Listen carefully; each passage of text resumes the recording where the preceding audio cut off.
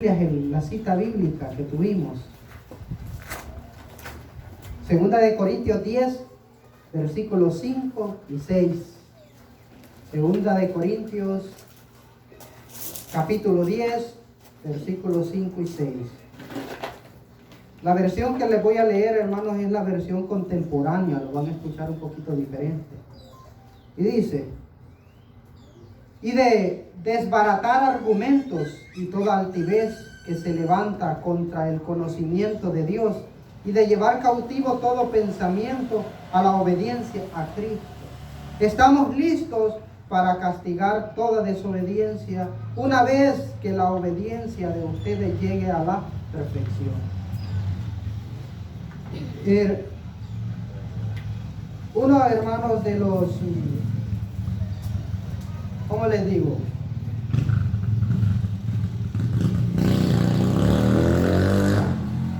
Los hitos doctrinales de nuestra iglesia, hermanos, se basaron en la comprensión acerca del santuario. En Hebreos nos dice, en Hebreos capítulo 8, versículo 2 nos dice que Cristo no entró en un tabernáculo hecho de hombre, sino en el cielo mismo. O sea, el tabernáculo santo hecho por Dios. Allí entró el Señor Jesucristo. Dios le mandó a Moisés en algún tiempo construir un santuario, pero ese santuario, hermanos, ya no existe. Un tabernáculo que tenía un atrio, tenía un lugar santo y un lugar santísimo, y tenía mobiliario, ¿verdad?, dentro de sí. Pero ese santuario ya no existe, y esa era una representación del verdadero santuario celestial. Era una copia. ¿Y qué representaba esto? Trataba de exponer de una manera visible, hermanos, el plan de la salvación a través del santuario. Pero el santuario ahora ya no existe. Ahora existe el verdadero santuario que está en el cielo, en el cual Cristo se encuentra ahora. ¿Y qué nos dice la profecía de Daniel 8:14? Que está purificando ese santuario. ¿Purificándolo de qué? De nuestros pecados, porque nuestros pecados contaminan el santuario celestial. Entonces es lo que hace Cristo. Ahora, hermanos, no sé si logran ver ustedes, distinguir ahí el tema de ¿cómo dice ahí? Perfección de carácter. O sea que sí logran distinguirlo. Ok. Hay palabras, hermanos, que dan temor, ¿verdad? Dan miedo hablar de esas palabras. Y perfección es una de ellas. Pero, hermanos, antes de hablar de perfección y antes de hacerle frente a esta palabra y no esquivarla, vamos a ver también otra palabra que da un poquito de temor hablar de ella, y es el pecado. Ahora, hermanos, hay una sola definición en toda la Biblia en cuanto a pecado.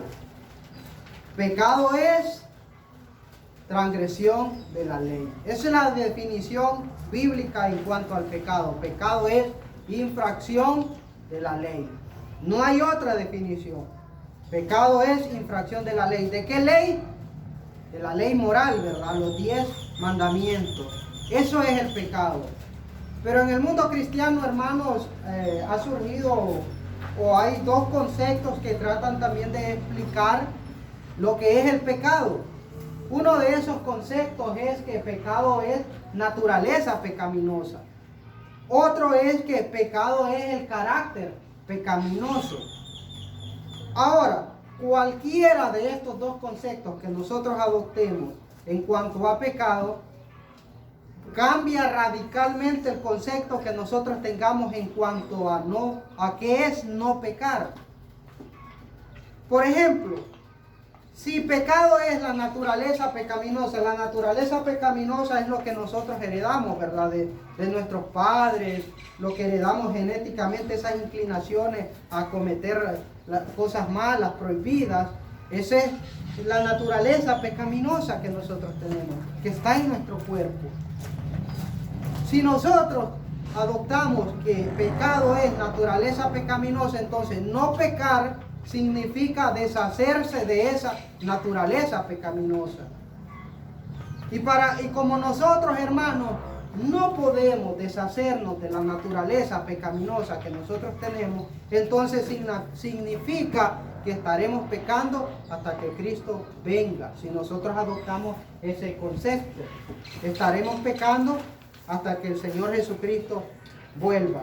Pero si adoptamos que pecado es carácter pecaminoso, entonces no pecar significa un carácter sin pecado como el que tuvo el Señor Jesucristo. Y quizá, hermanos, solo entonces podamos experimentar una experiencia sin pecado antes de que venga el Señor Jesucristo. Les voy a adelantar algo.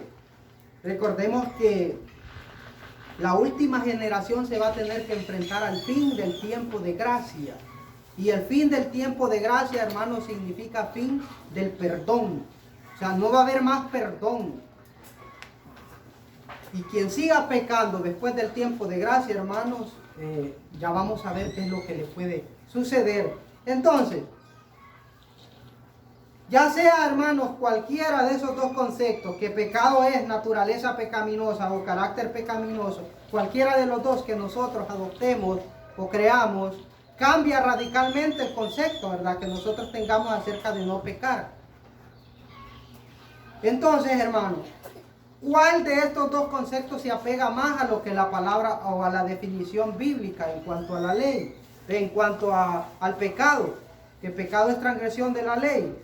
¿Cuál de esos dos conceptos? Para eso, hermanos, debemos entender perfectamente qué es el pecado. El pecado es, ¿qué es el pecado, hermano?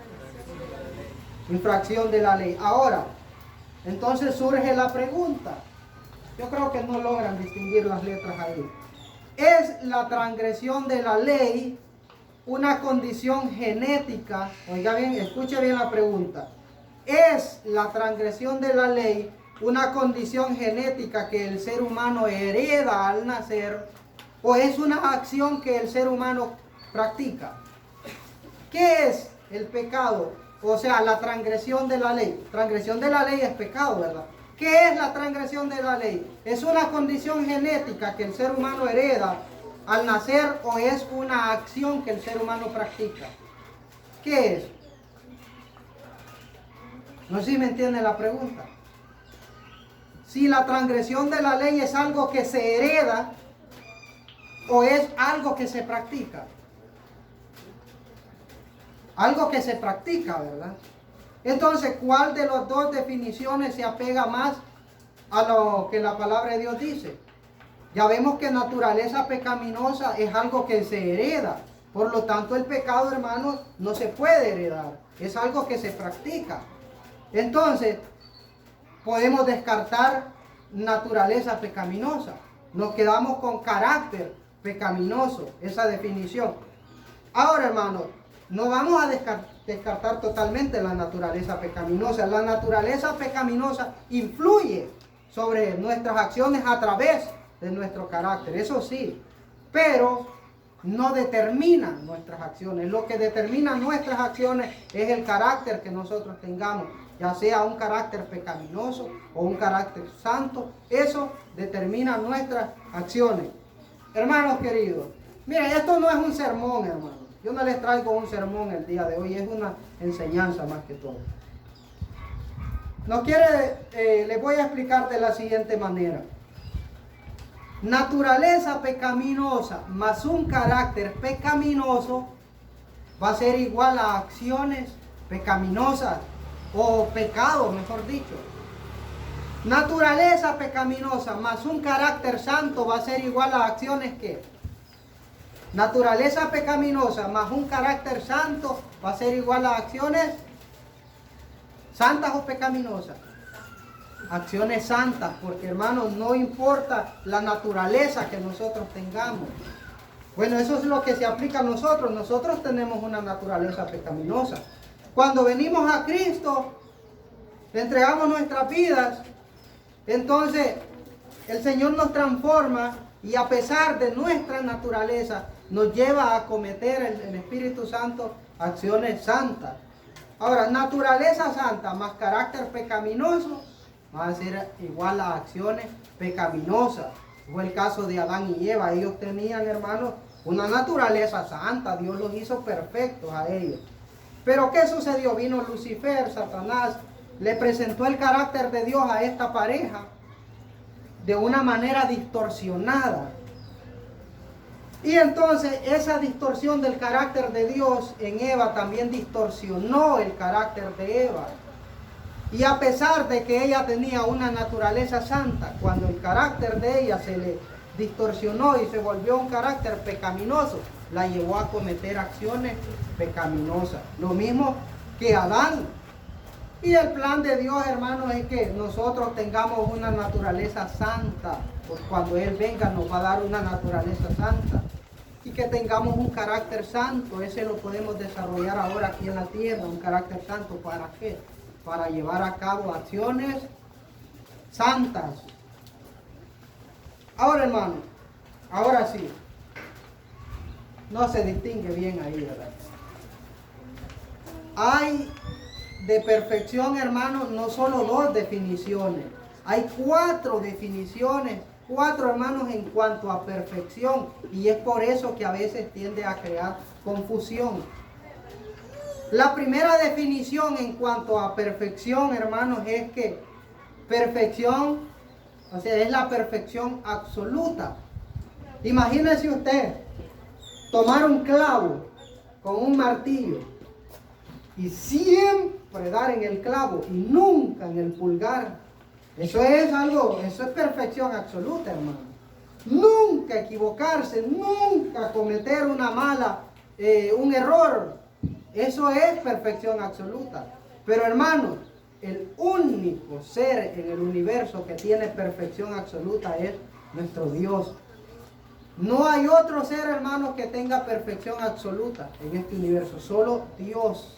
Por lo tanto, de esta definición nosotros estamos descartados. No podemos alcanzar esa perfección porque el único ser perfecto, absolutamente perfecto, es Dios. Entonces esa para nosotros queda descartada. La otra definición, hermano, de perfección es que la perfección se puede alcanzar mediante la perfección de la naturaleza que nosotros tenemos. Y es por eso que les hablé antes de eso. Ejemplo, vaya, Dios, cuando nosotros nacemos con una naturaleza pecaminosa. Nosotros no decidimos con qué naturaleza nacer.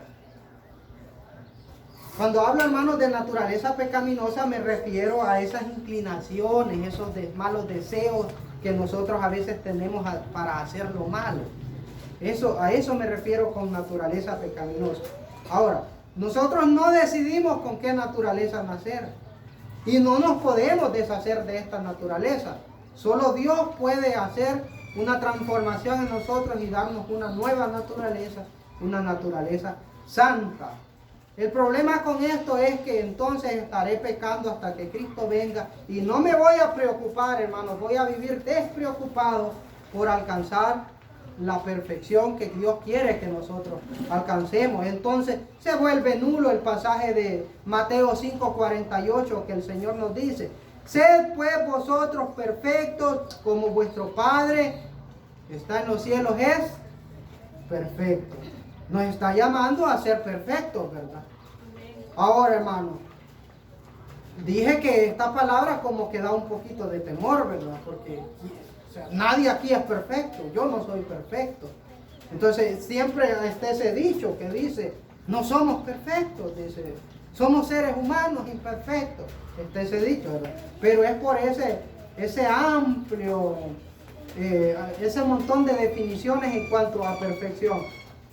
Entonces, hermano, otra definición en cuanto a perfección es que perfección es el sometimiento del carácter. Ejemplo, el ladrón en la cruz. Ellos, hermanos, no tenían nada que temer ya. Fueron clavados en la cruz, hermanos, estaban muriendo. ¿Y qué tenían que temer ya? Sin embargo, vino uno y dijo, ¿no temes tú a Dios? Le dice, que te encuentras en la misma condición que este hombre. Sintió temor ese hombre de Dios. Y en ese momento Él le sometió su carácter, su vida al Señor Jesucristo. Las últimas horas de vida que le quedaban, se las sometió a Cristo. Y por eso este hombre se salvó. Déjenme decirles, hermanos, que el sometimiento de carácter es el único requisito que nosotros necesitamos para la salvación. Someter nuestro carácter a Dios. Y hablo en serio, no necesitamos otra cosa más para la salvación, más que someter nuestra vida y nuestro carácter a Dios. Otro ejemplo de sometimiento de carácter es, hermanos, que ya se lo voy a pedir. Hermanos, es vivir en la luz que ilumina nuestro sendero. O sea, vivir lo que usted conoce de Dios, lo que usted tiene en su corazón acerca de Dios, usted vívalo, hermano. Hay que vivir lo que nosotros conocemos. Ese sometimiento de carácter. Vivir en la luz que ilumina nuestro sendero. Y cada vez, hermanos, ese círculo que nos rodea se va a ir ensanchando más y más y más. Y cuando usted vaya conociendo más, vaya teniendo más luz en usted, mayor responsabilidad va a tener. Hasta que el Espíritu Santo, hermano, lo lleve a reconocer que es necesario también la obediencia a nuestro Dios. Y cuando usted obedezca plenamente los mandamientos de nuestro Dios, entonces va a llegar un momento en que usted va también a alcanzar la madurez de carácter o la perfección de carácter, como usted lo quiera llamar. Y es la otra definición de la cual, hermanos, les quiero hablar. De perfección o madurez de carácter, que es otra definición. En cuanto a perfección, les dije, hermanos, número 1, perfección absoluta. Es una definición de perfección. Perfección de naturaleza, número 2. Sometimiento de carácter, número 3. Perfección o madurez de carácter, es número 4. Ahora veamos qué dice la Biblia en cuanto a la perfección o la madurez del carácter. Judas 24, hermanos, es una promesa. Dice: y a aquel que es poderoso para guardaros sin caída. ¿Quién es poderoso para guardarnos sin caída? Cristo Jesús. Y presentaros sin mancha delante de su gloria con gran alegría. Y a aquel que es poderoso para guardaros sin caída. ¿Sin caída en qué? En el pecado. ¿Quién es poderoso para guardarnos de caer en el pecado? El Señor Jesucristo. Hermanos, solo en Él hay poder para guardarnos de la caída en el pecado, hermanos. No hay poder en ningún otro. No hay otro ser en el cual usted puede encontrar poder para no caer. Solo Cristo nos da el poder para no caer en el pecado, para guardarnos sin caída. Él es el único, hermanos, y es de ese Cristo del cual yo también les vengo a hablar hoy. Amén. Hermanos, segunda de Pedro también nos dice en cuanto a perfección de carácter, otra promesa dice, segunda de Pedro 2:9, sabe el Señor librar de tentación a los piadosos. El Señor libra de tentación a los piadosos. ¿A dónde nos llevan las tentaciones, hermanos? Al pecado, ¿verdad? Cada tentación, hermanos, nos conduce al pecado. Pecado, cuando nosotros somos tentados a hacer algo que a nosotros nos gusta. Algo que nosotros queremos hacer, que nos apasiona, algo que deseamos hacer, pero que es prohibido. Entonces, el Señor sabe librar de tentación a los piadosos. Esa es una promesa, hermanos. Y vean esta, Primera de Corintios 10:13. No os ha sobrevenido ninguna tentación que no sea humana, pero fiel es Dios, que no os dejará ser tentados más de lo que podáis resistir. Hermanos, todos nosotros estamos juntos en este barco que llamamos iglesia. Y hermanos, van a haber momentos en el que nosotros nos sintamos débiles, que estamos flacos, por decirlo así, en la fe, y vamos a tambalear en nuestra fe. Y en ese momento, hermano, Satanás va a querer aprovecharse de nosotros y tentarnos. Pero ¿sabe qué? La palabra de Dios nos promete que Dios no se lo va a permitir. No es el momento todavía, ¿verdad? Todavía no lo tientes. El Señor promete que no nos va a dejar, hermanos, o no dejará que Satanás nos tiente más de lo que nosotros podamos resistir. Y nos sigue diciendo la segunda parte, sino quedará también juntamente con la tentación la salida para que podáis soportar. Hermano, si quieren, olvidémonos de todo lo anterior, olvidemos eso y quedémonos con esto, vaya, con esta parte. Si no quedará juntamente con la tentación, la salida, hermanos, cada tentación que se nos presenta, hermanos, en la vida, es una encrucijada. Un camino conduce a la salida y el otro conduce al pecado. Cada tentación, hermanos, tiene una salida, dice la palabra de Dios. Por lo tanto, hermanos, yo diría que es imposible no pecar si no hubiera una salida. ¿Verdad? Si no hubiera una salida, diría yo, no. Una vez que soy tentado, voy directito al pecado. ¿Por qué? Porque no hay una salida, entonces voy directo al pecado. Pero hay una salida, dice la palabra de Dios. Por lo tanto, no significa, hermano, que necesariamente deba de caer. Entonces, aquel día no voy a tener excusa ante Dios. Porque Dios da juntamente con la tentación la salida. Cada tentación, hermanos, tiene una salida. Ahora, tratemos de buscar cuál es esa salida a las tentaciones. Vamos a ver, hermanos, Santiago 1:15, que dice: entonces, la concupiscencia, después que ha concebido, da a luz el pecado. Y el pecado, siendo consumado, da a luz la muerte. Palabra clave allí, hermanos, es concupiscencia. Debemos analizar esta palabra, concupiscencia. Vean, la palabra concupiscencia viene del griego epithumia.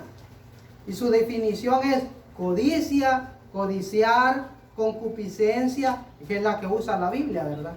Desear, otras versiones usan pasión.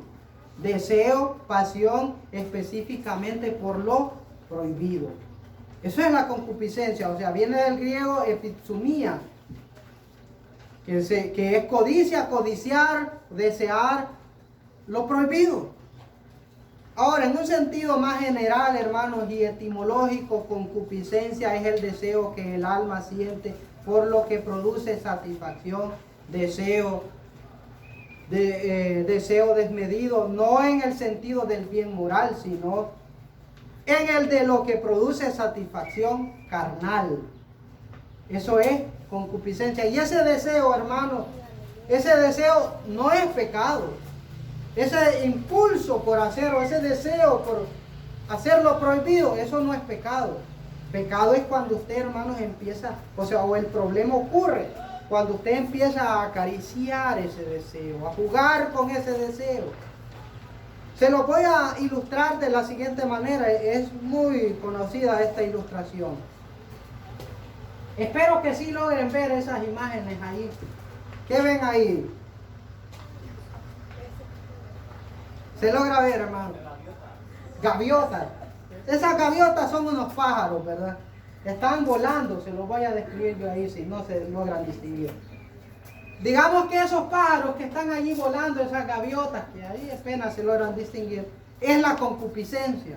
Esas gaviotas, hermanos, representan la concupiscencia allí. Dijo el reformador Martín Lutero lo siguiente.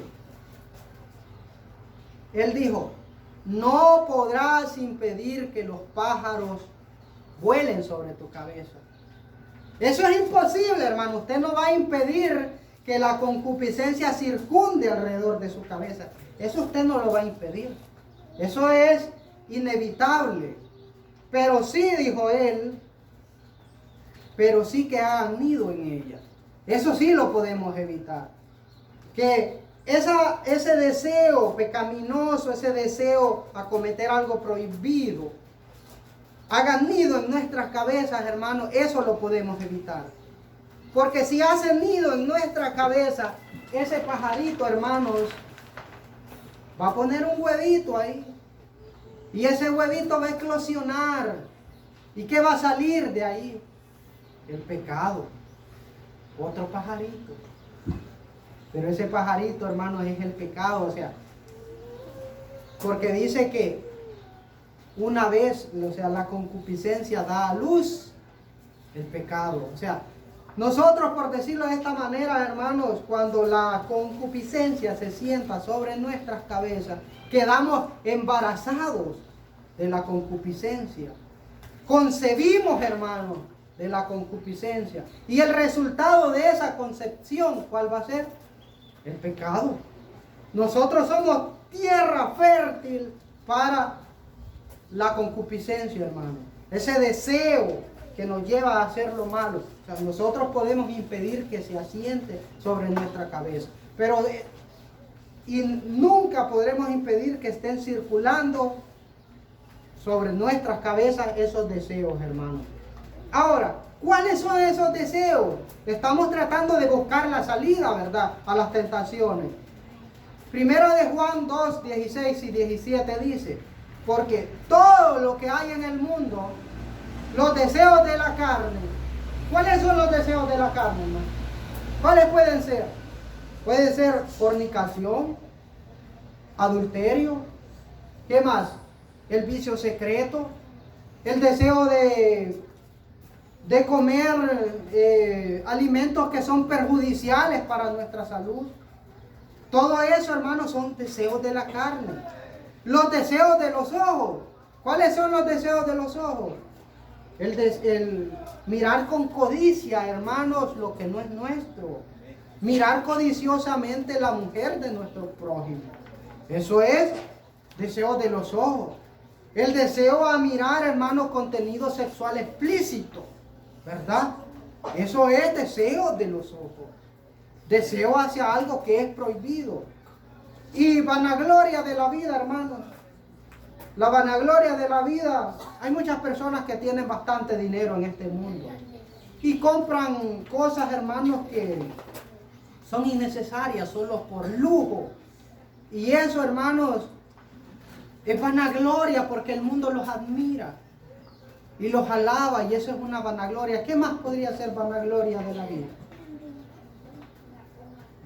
Sigamos avanzando. Miren, entonces, ¿cómo podemos escapar, hermanos, o encontrar una salida a las tentaciones? ¿De qué manera? Miren, Isaías 59 del 1 al 2, hermanos, es ley para nosotros saberlo. He aquí que no se ha cortado la mano de Jehová para salvar, ni se ha agravado su oído para oír.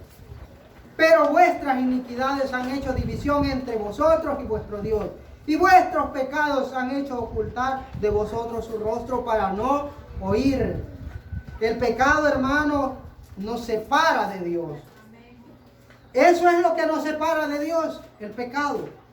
Miren, hermanos, donde está el pecado, imposible que esté Dios. Donde está Dios, imposible que esté el pecado. Porque el pecado y Dios no pueden coexistir, se repelen, hermano.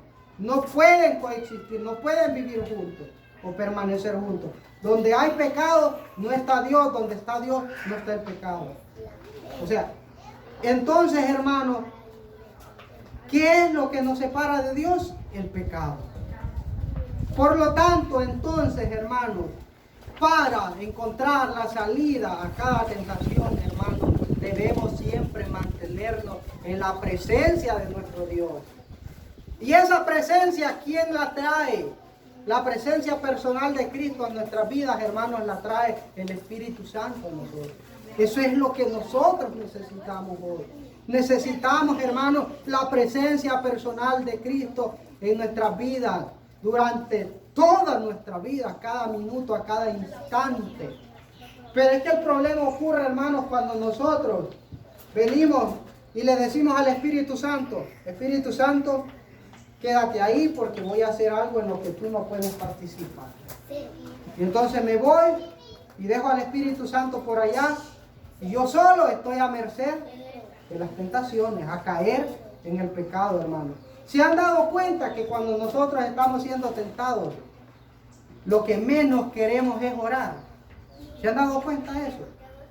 No queremos orar, hermano. ¿Por qué? La oración, hermanos, trae la presencia de Dios a nuestras vidas. Y donde está la presencia de Dios, no puede estar el pecado. Entonces, hermanos, ¿qué debemos hacer? Debemos orar. Orar para mantenernos siempre en la presencia de Dios. ¿Qué más debemos hacer? Memorizar la palabra de Dios, hermanos. Pero ahora, ¿quién necesita memorizar la palabra de Dios, verdad? Si está este aparato que nosotros llamamos celular. Yo aquí ando la Biblia, ando el himnario, ando muchas aplicaciones aquí. Pero el problema ocurre, hermano, cuando yo dejo mi celular allá lejos, tal vez no se me va la pila ahí. Y lo dejo y ya estoy acostado allá y viene la tentación a mi mente. Y yo, como no he memorizado la palabra de Dios, ¿qué voy a hacer, hermano? En ese mismo momento, hermanos, cuando se presente la tentación, debemos recordar aquellos versículos. La palabra de Dios, hermanos, trae la presencia de Dios a nuestras vidas también. Empecemos a recordar aquellos versículos, a repetirlos. Y verá si ese pensamiento no desaparece. Yo les lo digo, hermano, porque yo lo he experimentado en mi vida. A veces es necesario también memorizar, como decía nuestro hermano en el repaso de la lección, es necesario memorizar la palabra de nuestro Dios. ¿Qué más podemos hacer para mantenernos siempre en la presencia de nuestro Dios? Cantar himnos o cantos sagrados a nuestro Dios. Eso también trae la presencia de Dios a nuestra vida. Y siempre, hermanos, mantenernos en la presencia de Dios. Primera de Corintios 10:5. Hermanos queridos, dice, derribando argumentos y toda altivez que se levanta contra el conocimiento de Dios y llevando cautivo todo pensamiento a la obediencia a Cristo. Desde el momento, hermano, que usted le entregó la vida al Señor Jesucristo, y si aún no lo ha hecho, yo le recomiendo que lo haga. Entréguele la vida al Señor Jesús. Bautícese. Es necesario también el bautismo. Entréguele la vida al Señor y Él lo va a ayudar. Pero lo que les quiero decir es, desde el momento que usted le entregó la vida al Señor Jesucristo, usted ya no le sirve, usted ya no se pertenece a usted mismo. Usted le pertenece a Dios, hermano. Usted no se pertenece a usted. Usted le pertenece al Creador. Usted ya no es esclavo del pecado. Ya no tiene que servir al pecado. Tiene que servir a Dios, hermano. Desde el momento que usted le entrega su vida a Jesús, ya no se pertenece. Entonces, hermano, todos esos malos pensamientos que vengan a su mente, tráigalos cautivos. Usted no se deje dominar. Usted ya no es esclavo de los malos pensamientos. No se deje dominar de eso y tráigalos cautivos a la obediencia de Cristo. Y verá cómo Cristo los va a destruir esos malos pensamientos en su presencia. Hermanos, les dije, hermanos, que el único requisito para la salvación era el sometimiento del carácter, ¿verdad? Pero les he estado hablando, hermanos, de perfección o madurez de carácter. ¿Por qué, hermanos? ¿Por qué les he hablado yo de esto? Porque resulta, hermanos, que a veces se pasa por alto un acontecimiento que va a ocurrir antes de la segunda venida de Cristo. Y oigan bien lo que dice Apocalipsis 22:11. El que es injusto, sea injusto todavía. El que es inmundo, sea inmundo todavía. Y el que es santo, santifíquese todavía. ¿De qué nos está hablando este pasaje? ¿De qué acontecimiento, hermano? ¿De qué acontecimiento? El que es injusto, no nos está hablando de la segunda venida de Cristo. De la segregación. Del cierre de gracia, dijo alguien por ahí. Nos está hablando, hermanos, del fin del tiempo de gracia. Fin del tiempo de gracia es lo mismo que fin del perdón. Y eso va a ocurrir, hermanos, antes de la segunda venida de Cristo. El fin del tiempo de la gracia. O sea, ya no va a haber más perdón, hermanos. El que sea santo va a ser santo. El que sea inmundo va a ser inmundo. El que es injusto va a ser injusto. El que es justo va a ser justo. No va a haber más perdón. Va a finalizar el tiempo de gracia. Por lo tanto, hermanos, cuando yo les hablo de madurez de carácter, les estoy hablando de ese nivel, hermanos, que deben alcanzar los hijos de Dios, de ya no ser más esclavos del pecado, de ya no pecar más. O sea, es la perfección o madurez de carácter. ¿Por qué? Si nosotros seguimos pecando cuando el tiempo de gracia termine, significa que me perdí. ¿Qué le pone fin al tiempo de gracia, hermano? El sellamiento del pueblo de Dios. ¿Qué es el sellamiento del pueblo de Dios? Cuando el Espíritu Santo viene a nuestras vidas y escribe en nuestros corazones las tablas, o sea, los 10 mandamientos de nuestro Dios, y nosotros venimos y obedecemos esos mandamientos por amor. Eso es el sellamiento del pueblo de Dios. Y cuando el pueblo de Dios obedece plenamente los mandamientos de Dios, entonces el santuario en el cielo ya no sigue siendo contaminado. El santuario, hermano, será purificado. Va a desaparecer la contaminación en el santuario. Por lo tanto, la purificación del santuario hace que Cristo salga de ese santuario. Y sale, hermano, para no entrar nunca más ahí a purificar ese santuario, porque ya habrá sido purificado. Y una vez purificado ese santuario, no habrá pecado humano que lo vuelva a contaminar. Porque eso ocurre una sola vez para siempre. Eso es lo que ocurría, hermanos, el día de la expiación, que nos habla Levítico 16. El pueblo de Dios clamaba y confesaba sus pecados durante ese día, y nosotros estamos viviendo el gran día de la expiación.